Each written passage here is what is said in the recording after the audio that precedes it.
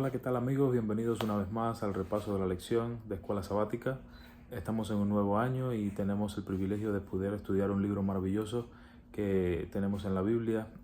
La lección de este trimestre lleva como título el libro de los Salmos y para esta semana vamos a estar estudiando cómo estudiar el libro de los Salmos para que podamos tener las herramientas para luego poder comprender a mayor plenitud lo que la palabra de Dios nos quiere decir en este maravilloso libro. El versículo para memorizar de esta semana se encuentra en Lucas 2, capítulo 44 y 45, donde Jesús les dijo: estas son las palabras que les hablé cuando estaba aún con ustedes, que era necesario que se cumpliese todo lo que está escrito de mí en la ley de Moisés, en los profetas y los salmos. Entonces les abrió el sentido para que entendiesen las escrituras. Maravilloso versículo de un pasaje de la vida de Jesús que siempre nos inspira y nos trae también maravillosas lecciones. ¿Cómo leer el libro de los Salmos? El libro de los Salmos debe ser leído teniendo en cuenta de que es un libro peculiar en muchos aspectos. A diferencia del resto de libros de la Biblia, fue escrito por diversos autores, en diversas épocas, en diversas circunstancias. Tiene muchos estilos literarios, ya que viene desde los tiempos de Moisés hasta después del exilio, cuando ellos regresaron del exilio en Babilonia. Y abarca temas muy importantes en la Biblia y diversos estilos como la alabanza, la oración, el lamento, historia. Sobre todo tenemos que tener en cuenta que es un libro inspirado, donde el Espíritu Santo nos habla directamente y quiere ayudarnos a aliviar nuestra alma, a aprender más de Dios. Así que va a ser un maravilloso estudio que vamos a estar teniendo en este trimestre. Vamos a estar dividiendo la lección de esta semana de la siguiente manera. Vamos a estudiar, el primer tema que vamos a estar estudiando es un libro de himnos. Luego vamos a estar estudiando los autores y sus experiencias. Vamos a estar estudiando la temática y el estilo del libro. Vamos a estar estudiando las oraciones de este libro de los Salmos. Y también vamos a estar estudiando quién es el protagonista del libro de los Salmos, que todos sabemos que es nuestro Dios, ¿verdad? Padre Celestial. Así que comenzando ya con el primer punto, que es este libro lleno de himnos, vamos a estar viendo en Primera de Crónicas, capítulo 16, versículo 7, que la palabra de Dios nos dice allí que entonces en aquel día David comenzó a aclamar a Jehová por mano de Asaf y sus hermanos. El nombre del libro de los Salmos se deriva de la palabra griega salmoni, lo que lleva como significado canciones entonadas con acompañamiento musical, que es el libro es el título que se le dio al libro en la traducción griega que se hizo del libro, llamada la Septuaginta, y es el nombre que tenemos hoy viene derivado de esa palabra griega, pero en hebreo el nombre que llevaba el libro era Tehilim, que significa alabanza. Los salmos eran usados como himnos para cantar durante el servicio de adoración en el templo y en las sinagogas en los tiempos antiguos. Y en el sobreescrito de varios salmos también se hace referencia a instrumentos, melodías y directores de coros, como podemos ver en Salmos capítulo 9, versículos 45 y 88, que hace allí alusión a varios autores de salmos, cantantes, instrumentos que se usaron, y también hemos podido leerlos nosotros, gracias a Dios. Algunos de ellos eran usados en momentos especiales. Hay salmos que estaban destinados y ya eran como parte de la liturgia del culto. Por ejemplo, se usaba el Salmo 92 en los momentos de adoración del sábado. Así que ya ustedes saben, si en algún momento quieren tener un salmo para usar en los momentos de adoración de su casa, en su familia, para adorar a Dios en la adoración del sábado, pueden usar el Salmo 92. El Salmo 113, 118 y también el 136 eran usados durante las peregrinaciones de fiestas anuales y también de lunas nuevas. Eran conocidos como, por ejemplo, el Halel egipcio, que habla un poco acerca de la peregrinación que tuvieron cuando salieron de Egipto, y el Salmo 136 también, que hablaba acerca de las lunas nuevas y de la peregrinación, era llamado el Gran Halel. Así que estos eran salmos que ellos usaban típicamente para sus celebraciones y para recordatorios de las cosas que Dios había hecho por ellos. En el culto matutino también tenían algún salmos que eran muy útiles para ellos. Allí estaba el Salmo 145 al 150. Todos estos salmos, estos 5 salmos eran usados en las sinagogas para el culto matutino de las sinagogas y eran llamados el Halel diario, o sea que tenían un nombre también estos salmos. La iglesia cristiana también luego adoptó el libro de los salmos como un himnario de adoración y encontramos en Colosenses capítulo 3 versículo 16 y en Efesios 5, 19 que en el culto de la iglesia primitiva se usaban también algunos de estos salmos. Así que vamos a pasar luego ahora a los autores y sus experiencias, cómo podemos descubrir quiénes son los autores del libro de los salmos y en qué están basadas sus experiencias, ¿verdad? Allí el Salmo capítulo 3, el Salmo capítulo 3 comienza diciendo: Salmo de David cuando huía de delante de Absalom su hijo. Así que vemos que es un salmo que cuenta parte de los sentimientos de David, de cómo él se sentía cuando estaba allí huyendo de su hijo Absalom. La mayor parte de los salmos fueron escritas por David, como muchos saben. Segunda de Samuel capítulo 23 versículo 1 nos cuenta allí que la mayor parte de los salmos fue escrita por David. Pero otros autores fueron, por ejemplo, Asaf y sus hijos, los hijos de Coré, Emán el Esraíta y Etán el Esraíta, Salomón, Moisés. Muchos de los salmos revelan la experiencia personal de estas personas, de estos autores, y que podemos ver también hoy en la realidad que son muy parecidas a nuestras experiencias personales. Vemos allí que hay salmos que hablan acerca de sus dificultades, hay salmos que hablan acerca de dudas y sufrimientos, hay salmos que hablan acerca de, por ejemplo, experiencias del perdón divino, hay salmos que cantan a la alegría, hay salmos que hablan de la devoción a Dios por su fidelidad, por su amor, hay salmos que hablan de la experiencia de muchas de estas personas, hablan también de la esperanza en Dios, hablan de la confianza en las promesas divinas, hablan del testimonio de la redención, de cómo Dios lo restauró del pecado, y hay muchos que también están destinados a hacer un clamor por la salvación. Así que podemos encontrar en el libro de los Salmos toda una gama de experiencias que nos van a servir mucho también a nosotros en nuestra vida cristiana, en nuestra vida espiritual. Por eso es que a través de la historia vemos como tantas personas han usado los salmos para adorar a Dios y poder también cantarle a Dios cuando tienen tristeza, cuando tienen alegría, cuando están gozosos, pero también cuando están abrumados por alguna situación. Así que es una maravillosa herramienta que Dios nos ha dado, el libro de los Salmos, para que podamos también encontrar consuelo para nuestra alma. La temática y el estilo del libro de los Salmos, podríamos decir que está descrita claramente en el Salmo 119, versículo 1, cuando dice: y el salmista, los cielos cuentan la gloria de Dios y el firmamento anuncia las obras de sus manos. Salmos engloba una gran variedad de temas que abarcan toda la experiencia humana y su relación con Dios. Nosotros vemos que hay salmos que son himnos que alaban a Dios como su creador, como su soberano y como su juez. Hay salmos de acción de gracia por las abundantes bendiciones de Dios. Hay salmos que son lamentaciones, suplicándole a Dios que nos libre de nuestros problemas diarios. Hay salmos que son sapienciales, que con orientaciones prácticas a la vida. Son consejos que nos ayudan a entender muchos aspectos de la vida cristiana. Hay salmos que son cantos del Rey, que señalan a Cristo como nuestro Rey y como nuestro libertador. Hay salmos históricos que cuentan parte de la historia pasada de Israel y también de la fidelidad de Dios para con Israel.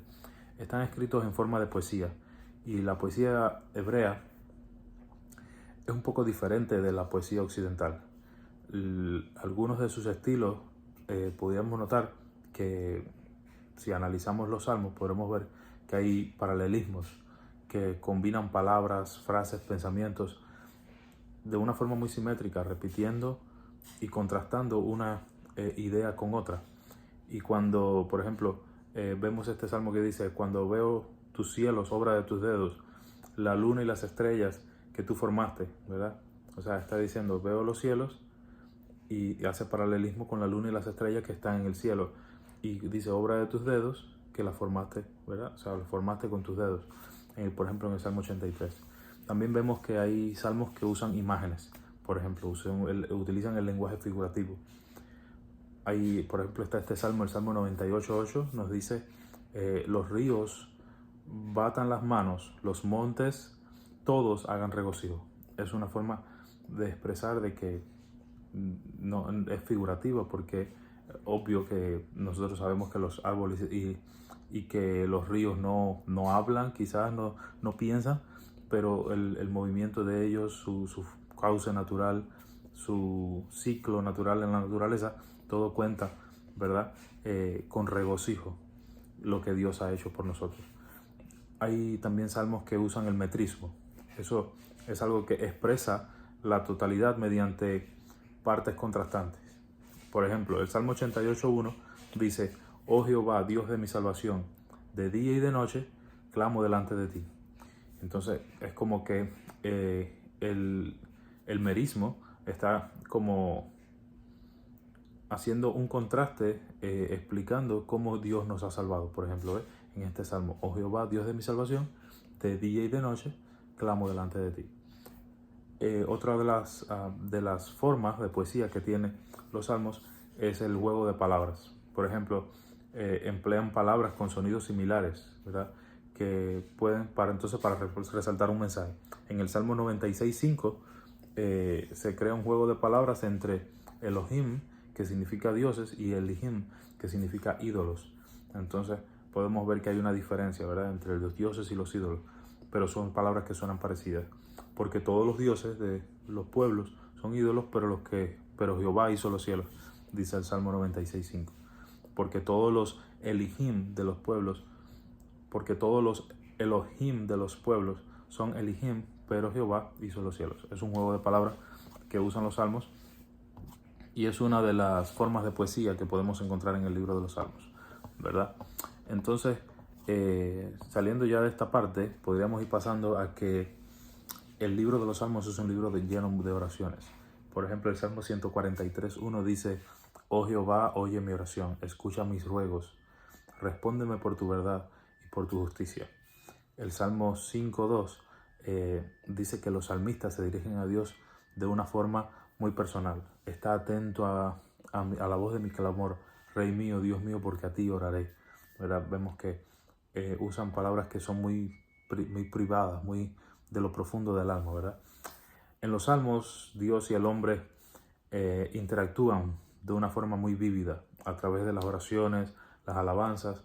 El hombre, bajo la inspiración del Espíritu Santo, se manifiesta muchos sentimientos. Se manifiesta esperanza, miedo, ira, tristeza, dolor. Sentimientos que trascienden las circunstancias, no son solamente para un momento, sino que es más allá de las circunstancias, más allá de la ira, del dolor, más allá de la religión, de la etnia, del género de sus lectores. Los salmos abarcan a todas las personas, en todos los momentos pueden ser usados para hacer una oración, para que el Espíritu de Dios también esté con nosotros. Todos podemos identificarnos en algún momento u otro con el contenido de los salmos. Podríamos decir que la mayoría de los seres humanos en algún momento han usado un salmo como un alivio para su alma. Podemos percibir en estas oraciones, en los salmos, la actuación directa del Espíritu de Dios. Podemos ver cómo el Espíritu Santo está involucrado directamente en los salmos. El salmo, segunda de Samuel, capítulo 23, versículo 1 y 2, dice la palabra de Dios: dijo David, hijo de Isaí, el dulce cantor de Israel, el Espíritu de Jehová ha hablado por mí, y por sus palabras ha estado en mi lengua. Vemos como David está diciendo que lo que él ha hablado, lo que él está escribiendo en los salmos, lo que él está cantando, viene directamente del Espíritu de Jehová.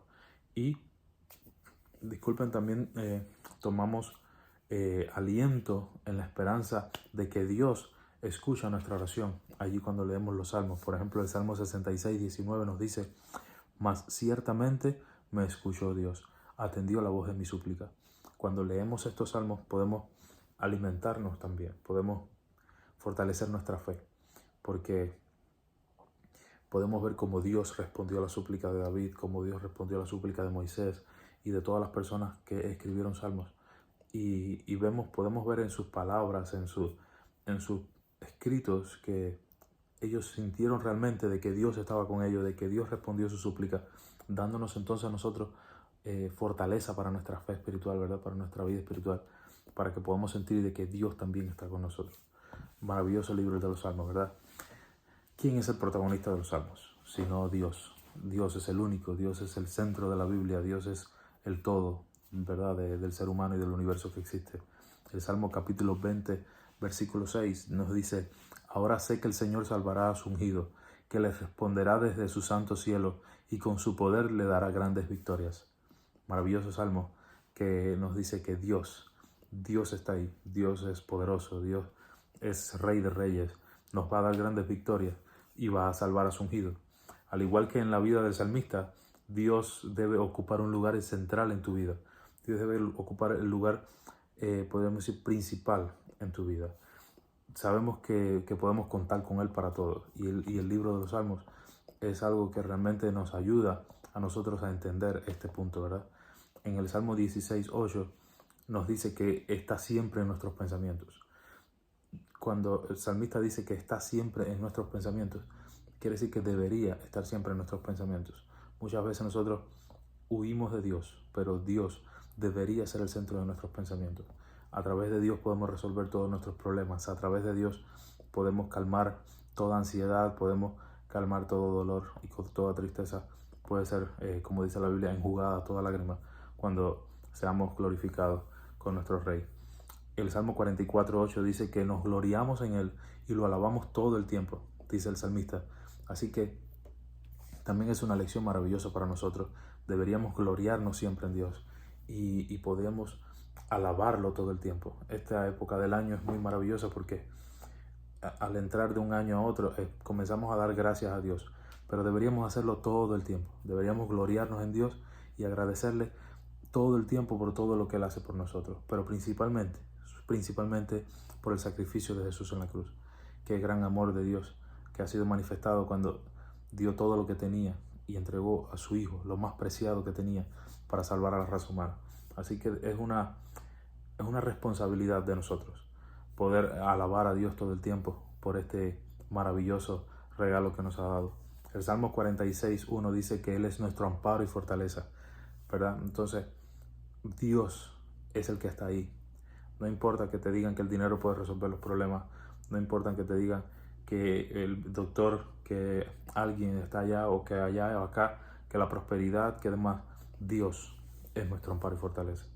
No importa las tribulaciones, no importa el tipo de problema, no importa la dificultad que tengas en tu vida, Dios es la solución. Él es el único que puede protegernos del dolor y del sufrimiento del ser humano. El Salmo 47:1 dice: los aclamamos con júbilo, los aclamamos con júbilo. Deberíamos aclamar a Dios siempre, con mucho gozo y alegría en nuestro corazón. Debería haber gozo en la vida del cristiano. Siempre tiene que haber gozo. ¿Por qué debemos tener gozo? Porque somos redimidos, porque somos escogidos, porque somos amados por Dios, ¿verdad? El Salmo 57:2 dice: clamamos a Él en busca de favor. Cuando nosotros clamamos a Dios en busca de favor, dice la Biblia que el que busca halla, ¿verdad? El que pide se le escuchará y se le dará.